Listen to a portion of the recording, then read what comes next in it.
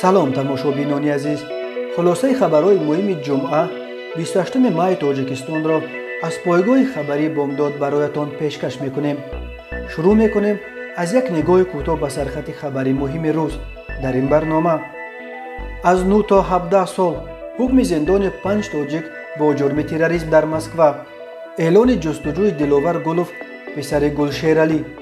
Амриддин Нахшов баъди 11 рӯзи занӯзанӣ дар Данғара ихтиёран таслим шудааст. Путин муҳоҷири тоҷик Парвиз Камоловро бо медал қадридонӣ кардааст.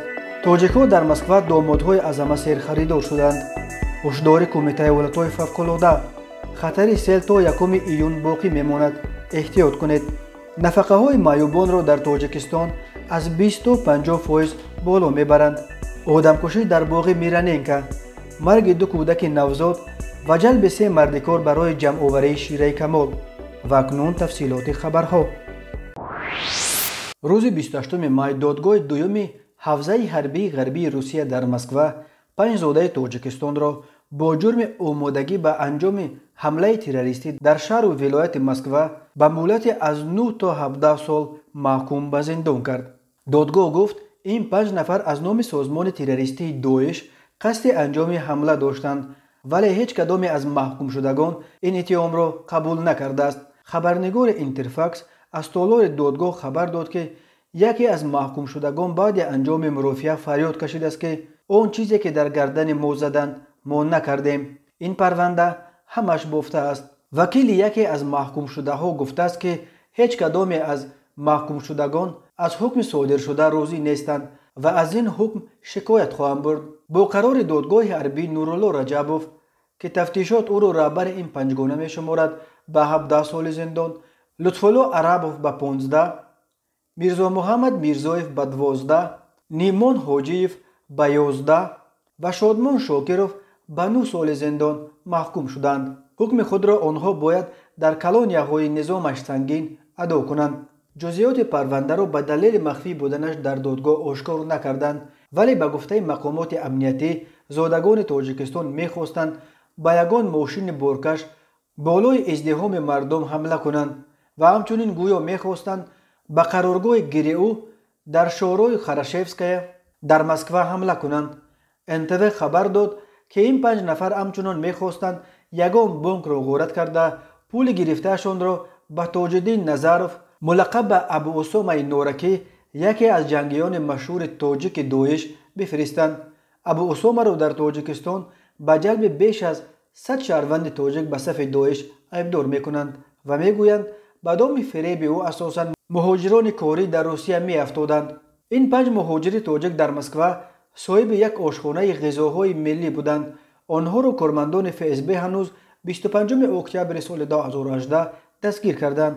ФСБ гуфта буд, ки ҳангоми боздошт аз онҳо 2 автомати Калашников, пистолети травматикӣ ва парчами сиёҳи Доиш ёфт ва мусодира шудааст. ба гуфтаи мақомоти амниятӣ, ин зодаҳои Тоҷикистон зери ҳамин парчами сиёҳ баробари Доиш байъат, яъне савганди садоқат ёд карданд. вале дар додгоҳ ин 5 муҳоҷири тоҷик гуфтанд, ки гуноҳе надоранд ва ба онҳо тӯҳмат задаву ин парвандаро ба зиддашон сохтаанд. раёсати вазорати корҳои дохилаи Душанбе рӯзи 28 май расман эълони ҷустуҷӯи Диловар Гулов, писари Шералӣ Гул, вазири собиқи саноату энергетика ва қудои президентро нашр кард. дар эълоне, ки дар сомонаи расмии милисияи пойтахти Тоҷикистон дар саҳифаашон дар шабакаҳои иҷтимоӣ нашр шуд, гуфта мешуд, ки раёсати вазорати корҳои дохила дар шаҳри Душанбе шаҳрванд Гулов Диловар Шералиевич соли таваллудаш 1996 истиқоматкунандаи шаҳри Душанберо, ки қаблан барои ҷинояти авбошӣ суд шудааст, боз барои содир намудани ҷинояти навбатии авбошии гурӯҳӣ тибқи талаботи моддаи 237 қисми 2 кодекси ҷиноятии ҷумҳурии Тоҷикистон гумонбар дониста, аз саҳнаи 19 майи соли 2021 дар кофтукови расмӣ қарор додааст. милисияи шаҳри Душанбе аз кулли шаҳрвандон хостааст, ки агар дар бораи гумонбаршаванда Гулов Диловар Шералиевич ягон иттилоъе дошта бошанд, ба рақамҳои телефони боварии раёсати вазорати корҳои дохила дар шаҳри Душанбе хабар диҳанд ва ё аз тариқи интернет با مقامات ریاست وزارت کارهای داخلی دوشنبه تماس بگیرند. ریاست وزارت کارهای داخلی دوشنبه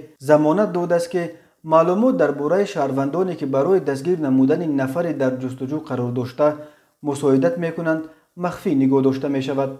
دلوور گلوف در پی امردین نقشوف اینک دومین نفر از خویشاوندان پرزیدنت تاجیکستان است که در این چند روز آخر با اتهام اوباشی به ضدشان پرونده کشوده شد. نقشوف که بعد یک زنوزنی خونین روز 16 مای در دنقره تحت جستجو قرار داشت، روز 27 مای خود را به مقامات ملیسه آن ناحیه تسلیم کرده است. در آن زنوزنی بر اثر تجارت شیره کمال 10 نفر از جمله 4 شهروند افغانستان جراحت برداشته، رهبر شرکت مینوفارم سیاد غیاسوف با 4 ضرب کار در بیمارستان قریه بالا بستری کرده شده است. اتفاقا دلوور گلوف نیز به دست داشتن در زنوزنی عیبدار می شود که روز 16 مای ولی در پایتخت روی داده است. طور قبلا خبر دادیم شام 16 مای در طربخانه سیمسیمی مربوط به خانواده علی مطوفا در دوشنبه با اشتراک فرزندان گل شیرالی سابق وزیر انرژتیک و صنعت و قدوی پرزیدنت تاجیکستان زنوزنی رخ داده است. در این زنوزنی 1 نفر کارد خورده در حالت وزنین در بیمارستان قریه بالا قرار داشته است.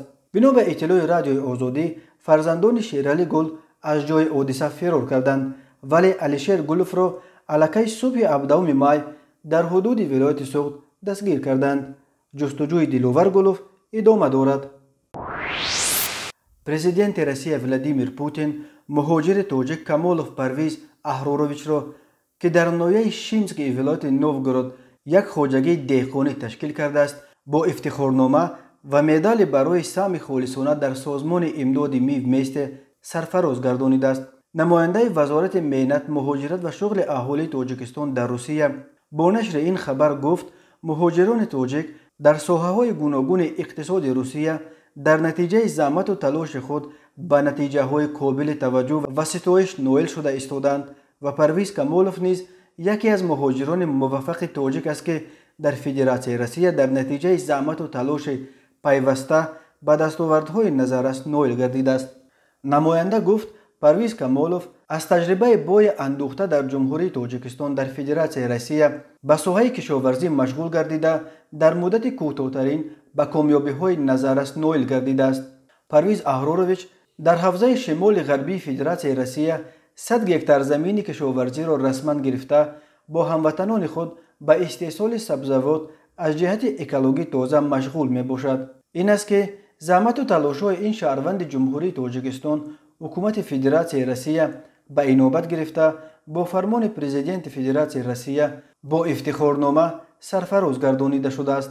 گفته می شود که از حاصل زحمت خود کمالوف پرویز برای احتیاجمندان، کارافتادگان و مکتب اینترنت‌های منطقوی دست کمک دراز می نماید و از جمله در دوره پاندمی کرونا ویروس او برای مهاجران تاجیک و عائله‌های آنها، دانشجویان و دیگر شخصان احتیاجمند کمک ارائه کرده است. در روسیه بنا به حساب‌ها تقریباً 1 میلیون مهاجر کاری از تاجیکستان کار می‌کند. پولی که آنها به وطن می‌فرستند یک منبع اساسی تأمین زندگی اکثر عائله‌ها در تاجیکستان به شمار می‌رود. سال 2020 که روسیه مرزهایش را به دلیل کرونا ویروس بست و صدها هزار مهاجر کاری از تاجیکستان به آن کشور رفتن نتوانستند، از روسیه به تاجیکستان عمگی 1.7 میلیارد دلار پول انتقال یافت که این نظر به یک سال قبلی 32% یا 800 میلیون دلار کمتر بود. تماشابینان عزیز، یادآور می‌شویم خلاصه مهمترین اخبار تاجیکستان را از پایگاه خبری بامداد تماشا دارید. برنامه را با یک خبر خوش ادامه می‌دهیم.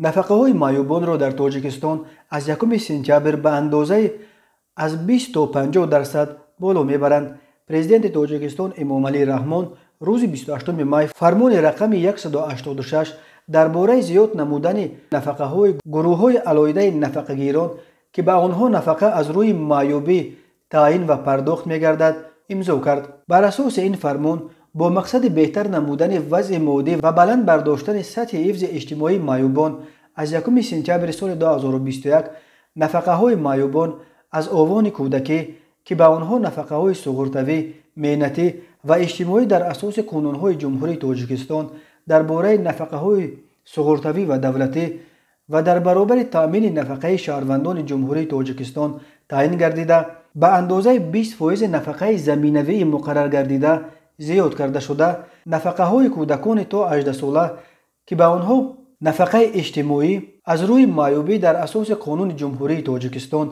تعیین گردیده است نیز به اندازه 20% نفقه زمینوی مقرر گردیده بالا برده شوند. ولی نفقه های معیوبان گروه یک که به آنها نفقه در اساس قانون جمهوری تاجیکستان درباره نفقه های سغورتوی و دولتی تعیین گردیده است از 1 سپتامبر به اندازه 50% نفقه زمینوی مقرر گردیده زیاد کرده می شود. به حکومت تاجیکستان امر شده است که در مدت 1 ماه سندهای خود را به فرمان مذکور موافق گردانیده اجرای این فرمان را در سال 2021 از حساب مبلغ‌های در بودجه سغورته اجتماعی و نفقه پیش بینی شده تعیین نمایند. بنا به آمار رسمی تا 1 ژانویه سال 2020 در تاجیکستان 149,704 معیوب رسما ثبت نام شده بود. از این شماره 28,562 معیوب نابالغ بودند. کمیته ایالت‌های فوق‌العاده تاجیکستان ساکنان و مهمانان کشور را هشدار داد که بر اساس پیشبینی‌های هواشناسان تا 1 ایون سال روان در ناحیه‌های کوهی و نزد کوهی ولایت ختلان، سوخت، ناحیه‌های غربی ولایت مختار کوهستان بدخشان هوای نامساعد و خطر آمدن سیل‌های خرابی‌آور باقی می‌ماند. در این رابطه کمیته ایالت‌های فوق‌العاده به ساکنان توصیه داده است که در چنین روزها به منطقه‌های کوهی برای جمع آوری علف ایزام و چهارورانی نروند. هنگام در کوه و دامن کوه بودن احتیاطکار باشند. از رفتن برای استراحت به ساحل دریاها خودداری نمایند. همچنین با مقصد پیشگیری از پیامدهای آمدن سیل، سیلراه‌ها، کانال و جویبارها را از هر گونه پرتوها تازه نمایند. هشدار نو کمیته ایالت‌های فوق‌العاده در پی بارشات شدید نیمه اول ماه مای است که باعث خراب شدن صدها گکتار زمین کشت و دهها خانه و پول، ستونهای برق و انشاءات دیگر گردید. روز 11 مای بر اثر سیل 9 نفر از جمله 3 نفر در دهه چگم نویه شمس‌الدین شاهین، 3 نفر در کولاب و 1 نفری در ایسور کوشانیان و بخش به هلاکت رسیدند. 2 جوان 22 و 25 ساله ساکن شهر دوشنبه با اتهام اوباشی دستگیر شدند. وزارت کارهای داخله گفت که آنها شب 22 مای ساعت 21:50 در باغ فرهنگی فراغتی به نام میرانینکا واقع در کوچه مایاکوفسکی پایتخت به جوان 25 ساله ساکن دوشنبه جنگ و جنجال نموده یکی از آنها به سر و روی جوان 25 ساله چند ضربه زده او را به زمین افکانده است. در نتیجه جبر دیده هنگام به بیمارخانه بردن در راه جان داده است. تفتیش این قضیه ادامه دارد. به دستگیر شده ها برای قصداً رسانیدن آسیب وزنین به سلامتی که از بی احتیاطی سبب مرگ انسان شده است همچون جزا از 12 تا 15 سال زندان تهدید میکند. شب 26 مای ساعت 21:00 بر اثر برخورد 2 ماشین اوپل زفیر و اوپل ویکترا در حدود جماعت دهات لاله‌زار نویه دنغره در چهارراه شاهراه دوشنبه کولاب دنغره طفل نوزاد نظرف مبارز نیکبختویچ سال تولدش 2021 ساکن نویه فرخور در جای حادثه به هلاکت رسیده. مسافر دیگر این ماشین میرزای و نقاشگل ظریفونا سال تولدش 1961 ساکن نویه فرخور جراحت برداشته است. وزارت کارهای داخله میگوید راننده اوپل زفیرا ساکن 58 ساله دنغره میرعلی سبزایف که از سمت شهر بختر به سمت نویه دنغره حرکت میکرد از عهده اداره کردن واسطه نقلیات نبرآمده به برخورد با اوپل ویکترا که تحت اداره سفروف میروب ساکن 32 ساله نویه فرخور از طرف دوشنبه به سمت کولاب حرکت میکرد راه داده است. ساکن 28 ساله جماعت اسمت شریف نویه دنغره به آن متهم می شود که از روز 16 مای 3 مرد 35، 34 و 28 ساله ساکنان نویه دنغره و بخش را همچون مردکار دعوت کرده در حدود دهه زاغانی جماعت دکانی شهر نورک با کارکرد غیر قانونی شیره کمال مشغول شده است. وزارت کارهای داخله گفت این افراد 110 بیخ کنده کمال را نرم کرده کنده های نهالی کمال را بریده اند. بر اساس حساب ریاست حفظ محیط زیست ولایت ختلان فعالیت های این صاحبکار به طبیعت به مبلغ 66000 сомонӣ зарар расонидааст. дар тоҷикистон коркарди шираи камол тақрибан пурра дар монополияи ширкати фарози домоди президент Шамсулло Соибов қарор дорад. як марди 33-солаи сокини Душанбе ба он гумон бармешавад ки моҳи апрели соли 2017 бо роҳи фереб ба боварии марди 29-солаи сокини Исор даромада аз ӯ $14800 гирифтааст, вале то ҳол барнагардонидааст. инчунин марди 34-солаи сокини Душанбе барои он дастгир шуд ки дар давоми солҳои 2016-2019 бо роҳи фереб ба боварии зани 31-солаи сокини шаҳри Бӯстон даромада аз ӯ 217,000 сомонӣ гирифта ба эҳтиёҷоти худ сарф кардааст ва то ҳол маблағи гирифтаашро барнагардонидааст. дар соли 2021 занону духтарони сокинони шаҳри Москва аз байни хориҷиён бештар аз ама бозодагони Тоҷикистон издивоҷ карданд. имсол аллакай 355 шаҳрванди Тоҷикистон бо занону духтарон аз Москва ақди никоҳ бастаанд ки ин тақрибан чораки ҳудуди 1500 никоҳи бо домодҳои хориҷӣ басташуда дар Москваро ташкил медиҳад. баъд аз тоҷикҳо дар рейтинги домодҳои барои занону духтарони сокинони Москва аз ҳама маҳбуб шаҳрвандони Озарбойҷон 208 ақди никоҳ, Украина 142, Қирғизистон 141 ва Беларус 107 ҷой гирифтанд. имсол шаҳрвандони Тоҷикистон дар вилояти Саратов ва ҷумҳурии Удмурдистони Русия низ домодҳои аз ҳама серхаридор дониста шуданд.